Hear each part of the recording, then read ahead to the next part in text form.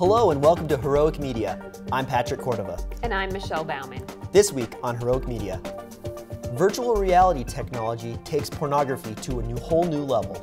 We'll take a look at church teaching on homosexuality in light of the upcoming Synod on the Family.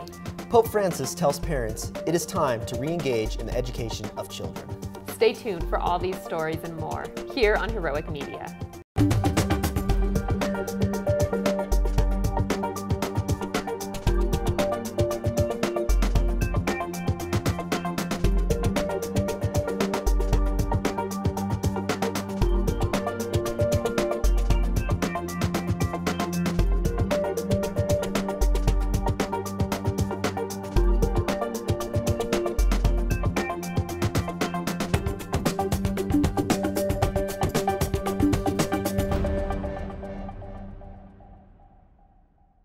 So here at Heroic Media, we discuss news headlines that deal with family and moral issues.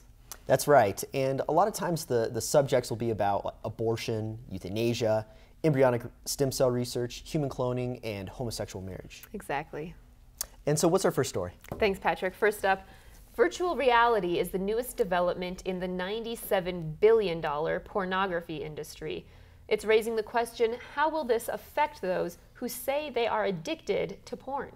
Wow, $97 billion. That's, I mean, just let that sink in. It's hard to wrap your mind around that number. It is. That is just a ridiculous amount of money. So, yeah, I hadn't heard about this before. I had no idea that virtual reality pornography existed. So apparently it's a new thing that's kind of up and coming, and you know, another obviously revenue stream for the pornography industry. And of course, it begs the question: how is this going to affect people? Because there's already you know, an issue with a lot of people, both religious and non-religious, with pornography, right? And so people get addicted, although it's not technically listed as, or recognized, I guess, as a clinical condition.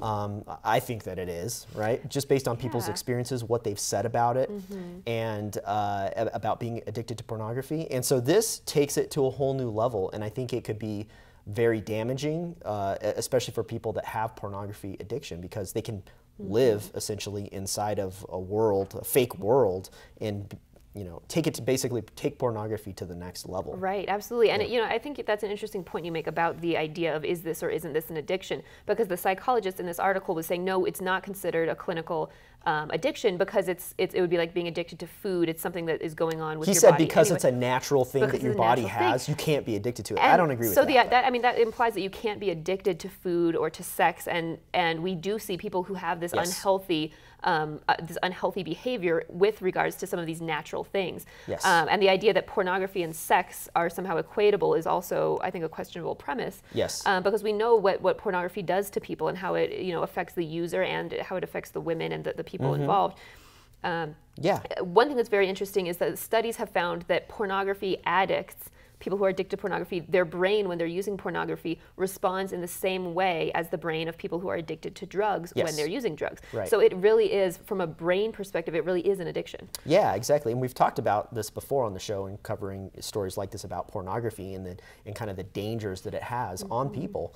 And yeah, you're right. There's studies that show how it changes your brain and how, you know, it shows the same type of addiction that like a drug addict would have and things like that. So I think people can become addicted to it. Absolutely. And people do become addicted. In fact, as many as 35% of people in the U.S. say that they are addicted, and I think something that's interesting about those statistics too is that 17% of those people were women. So it's kind of this, I don't know what it is, a false fact or whatever, that porn addiction or pornography in general you know, is only something that interests men. But really there are women as well that become addicted to pornography. And so, yeah, you have to ask yourself the question. So with this virtual reality porn, basically, I don't know if it's one company or multiple companies, but they've created these virtual worlds, basically. You put on virtual reality goggles, and the level of detail that they went into in order to make their game as realistic as possible was pretty, like, almost disturbing, in my opinion. They had, like, actual pornography stars or whatever put on the, you know, the motion capture things. You know how they put those little tiny sensors all over your body, and then you can move around, and it makes, you know, the same, simulates those movements inside of the computer. Well, they did that, and then they were like, go ahead, have sex, and then they basically program that stuff into their video game. So somebody can put on a virtual reality headset and customize the type of person that they will have virtual sex with. Right. And, you know, there are all kinds of different attributes about that other person, and then have a sexual experience all in this virtual world. And so they can meet up with other people. There's other people in the world, like millions of people, they say, that are on this and that just are looking to basically hook up or have some sexual experience that meets their wildest fantasies. And so it's almost like it brings, because, you know, inside of your head, it's, you know, obviously imaginary, but as we know as Christians, Christ says if you even look at a woman lustfully, you have committed adultery with her in your heart. But this takes it to a whole new level, right? Because it's not just imaginative, but it's also physical. And it is with a real person, but in a virtual way. It's just, like, yeah, it's really bizarre. And I think it's important to recognize the effects of pornography on relationships and on people, because, you know, some of these experts were saying, well, it could be dangerous, but also maybe it could be good for your sex life. So, you know, it's kind of up to you.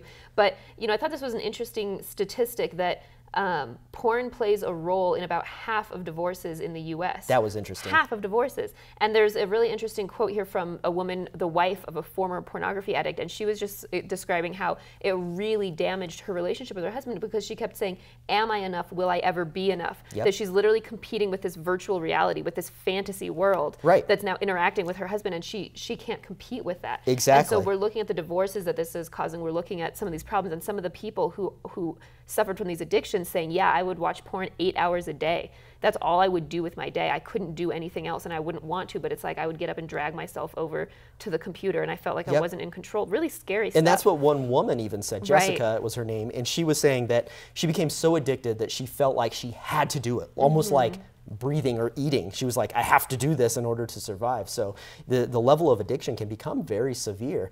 And you're right, other people have spoken out too, like I know Russell Brand. He's been kind of publicized recently about his addiction to pornography, and he says, you know, and I'm phrasing here, but, you know, it reduces the spectacle of sex to an extracted physical act. And he talks about how, you know, he hasn't been able to look at it the right way, hasn't been able to look at himself the right way, women the right way, and it's like completely screwed up his relationships. I mean, it's completely destroyed, you know, a lot, like his life is what it sounded like.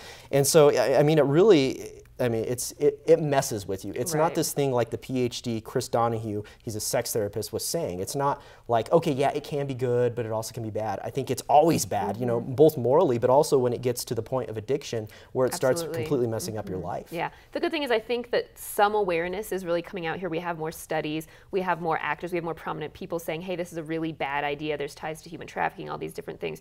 So hopefully that awareness will only grow and grow, and people will really reject this more and more. Yep, absolutely. Couldn't agree more.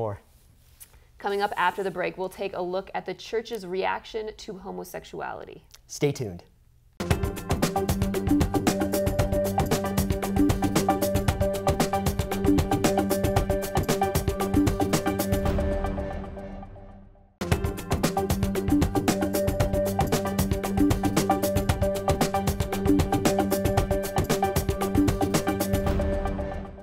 Hello and welcome back to Heroic Media. In case you're just joining us, I'm Patrick Cordova. And I'm Michelle Bauman. In our next story, amid preparations for this fall's Synod on the Family, some people are pushing for the church to change its teachings on homosexuality. So, interesting stuff going on here. We have this synod, which is a gathering of bishops from around the world, and they get together every so often in Rome to discuss important global issues. And so the family has really been the topic that was discussed last year and this coming year. And so lots of different issues going on with family and marriage. And there has been a push by some people saying, you know, it's about time that the church, you know, got Gets modern. with the times. Exactly. This is the 21st century. Let's change the teaching on homosexuality. Exactly. And so what is the church's response to that, right? Like, what does the church have to say? How does the church interact with homosexual, you know, people with homosexual tendencies, same-sex attraction? And so it's a very interesting topic, and depending on who you ask, you'll get a different response, right? The media will say that, oh no, you are not accepted if you, if you're a homosexual or you have same-sex attraction, you cannot be, a Christian, you can't be part of the Catholic Church, especially, right? But if you ask, people within the church, there are outreaches, there are ministries and things like that reach out, and they, of course, all people with same-sex attraction are welcome in the church. Absolutely. And one of the ways that the church reaches out, one ministry within the church, is called Courage. And it's a group that's specifically designed to minister to people who experience same-sex attraction. Right. And Heroic Media's news director, Jenny Eubing, actually had the opportunity to talk with Father Paul Check, who's the executive director of Courage. The interview took place last fall, but we thought that it would be fitting to re-air part of it because it's relevant to this conversation. And I want you now to talk a little bit about the model of courage. I know that you have a film forthcoming. Yes. That you were hoping to discuss today. Sure. So give us a picture of what it looks like, what your ministry is. Well, so back in 1980, the servant of God, Terence Cardinal Cook, realized that there's an underserved population that has every bit of the claim on the heart of Christ as everyone else. But it would appear as though all that the church was offering to them is the word no. You can't do something. You can't behave in a certain way.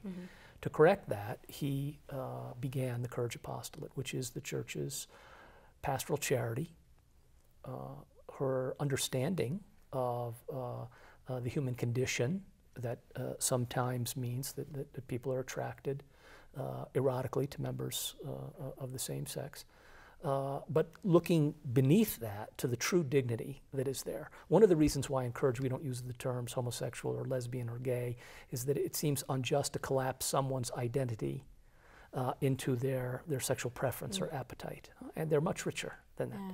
So Cardinal Cook set about beginning a support group whereby men and women with we say same-sex attractions, the homosexual inclination, could find the encouragement that they need within the church to live a life of chastity and to have that confidence that they are in the heart of Christ.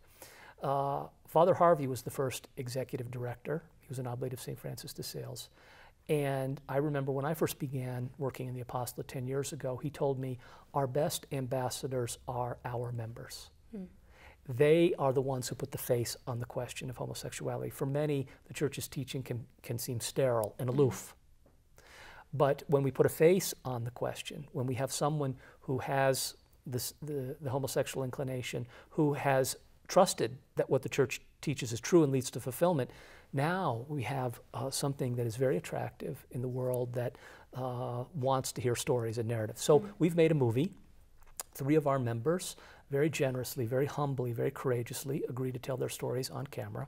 The film is called The Desire of the Everlasting Hills. The title comes from the litany of the Sacred Heart. It's one of the invocations, O Jesus, desire of the everlasting hills, have mercy on us, and expresses the desire of the human heart for fulfillment in Christ.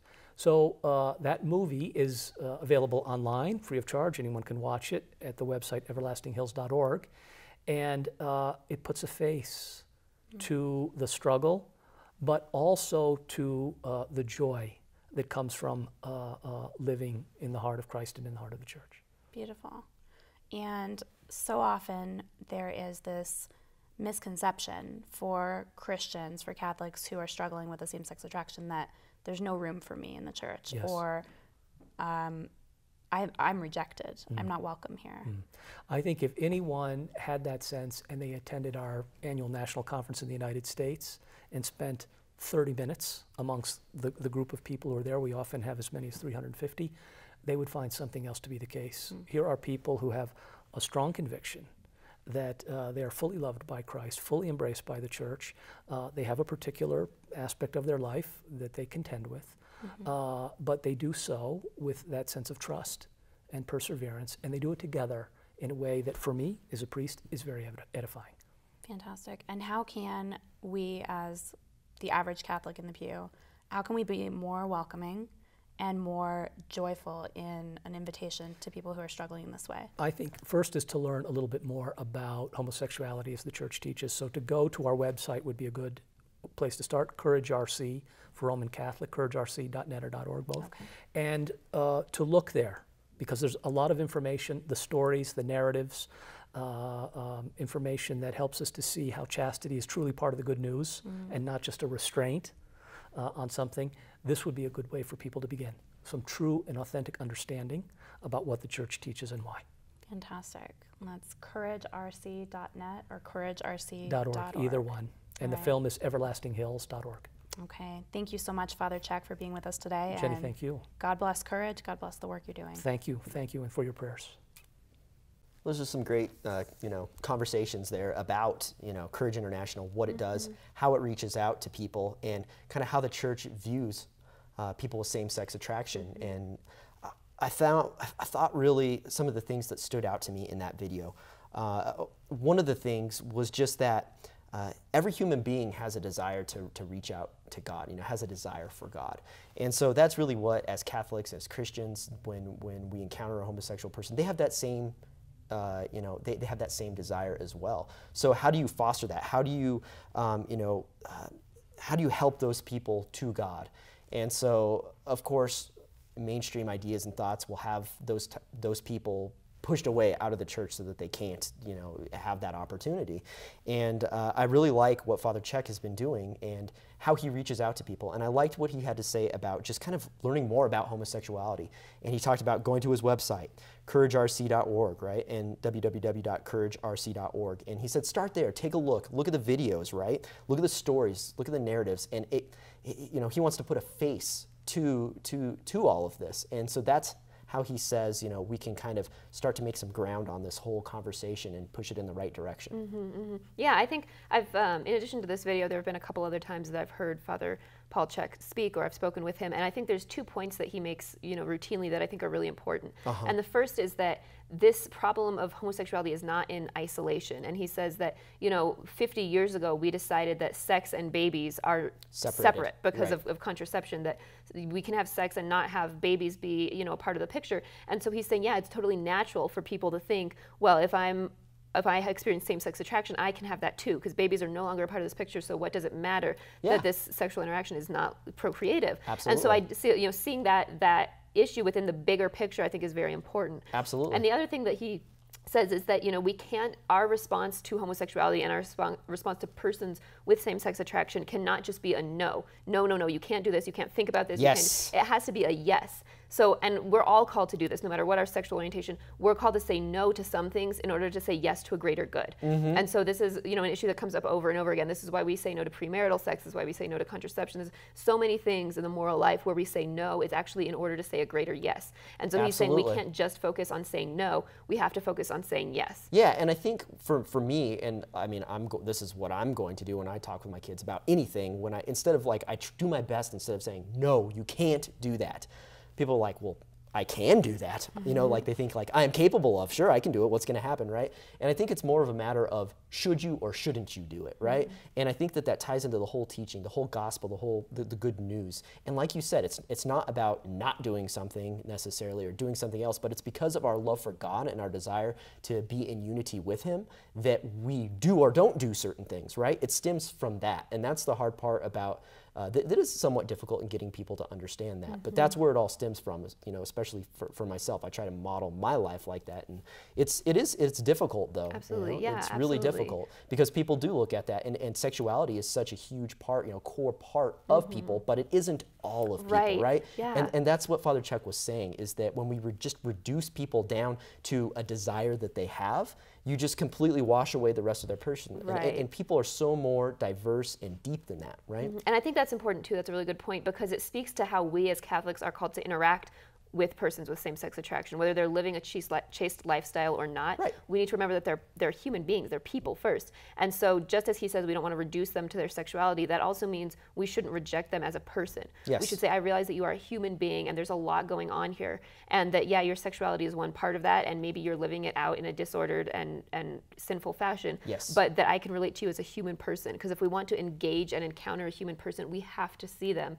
as more than just their sexuality. Right. So this is how the church responds response to it on a personal level with people with same-sex attraction. And then also, you know, around the world, like right now in Germany, there's some issues with a bunch of bishops that are kind of, you know, saying, oh no, we want to allow homosexual marriage and all these other sorts of things. And I think it's just really important to remember as Catholics and Christians, and especially as Catholics though, that the Catholic Church is not some sort of like, you know, voting system where we go, you know, if the majority of people or if the majority of bishops or whatever the case may be vote on something, you know, you can't change the truth. The truth is the truth, and it exists forever. It's objective truth, not subjective. So we have to just, I think, keep that in mind when we hear things like that.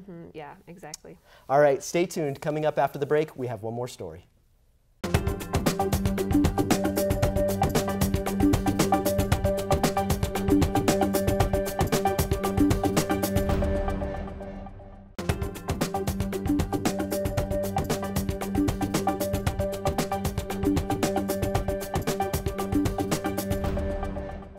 Welcome back to Heroic Media. In our final story, at a recent general audience, Pope Francis spoke about the need for parents to reclaim the role as primary educators of their children. So the Pope recently, particularly at his general audiences on Wednesday, has really been focusing on Wednesdays, has been focusing a lot on talking about family and the importance of it and all kinds of different aspects of it. And this is, of course, leading up to, there's going to be a World Meeting of Families here in the United States, and there's also going to be a synod in October for the bishops regarding family. And we mentioned that in the last story. And so he's really been talking a lot about family. And I think it's very timely, especially because you see all the stories that we talked about, right? God is all about family, right? Even God himself, he's a trinity of persons, he's a family. And so I think that it's very good to note that, because the devil is going to want to break that down. And that's what the devil does, right? He tries to break down the family in every way that he can. And so the Pope is obviously seeing a need for families to kind of regroup, I guess. And so one of the things that he talked about recently was the need for parents to reclaim the education of their children. Right. So the Catechism of the Catholic Church, you know, tells us that parents are the primary educators of children. And so he was just elaborating on many different aspects of how that has kind of crumbled. And so what are your thoughts? Yeah, I thought this was really good. I thought his points were right on. And, you know, one of the things he said was that the family has the responsibility to educate children in the values that form the backbone of a healthy society. Yes. So the idea that family is the backbone of a healthy society, you know, this speaks to what we do here on the Heroic Show, because we, you know, say a lot of times in the introduction that we're talking about different family issues, the marriage and the life issues. And the reason that we focus on those is because those are the backbone of society. Exactly. You grow up in a family and that influences you, and family is the basic building block of society. It's a very structural thing. And so that's why it's so critical. And the Pope has been going over this week after week after week after week. If you follow his general audiences, that's what he's been discussing. So, you know, just showing this essential role that parents have in educating their children. This is important not just for the kids, but for all of society. Yes, absolutely. And that is actually what stuck out to me the most, because as I was reading what he was saying, I was kind of like trying to think to myself, you know, me as being a father of 3 children, you know, I'm like, well, what does this look like to me practically? You know, how do I put this in place? Because, and he talked about it too in his general audience. He said, you know, this is difficult, but you know, you got to do it. And he talked about, you know, parents come home and they're exhausted after a long day of work and things like this. And so, you know, I started thinking about it, and I was like, well, what is he saying? Like,